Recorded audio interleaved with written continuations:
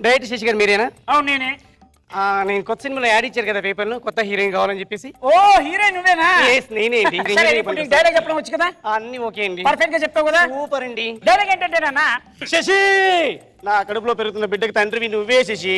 కాదే, నేను ఇంకా సినిమా షూటింగ్ స్టార్ట్ చేయాలి, అప్పుడే రిలీజ్ కి రావడం ఏంటి?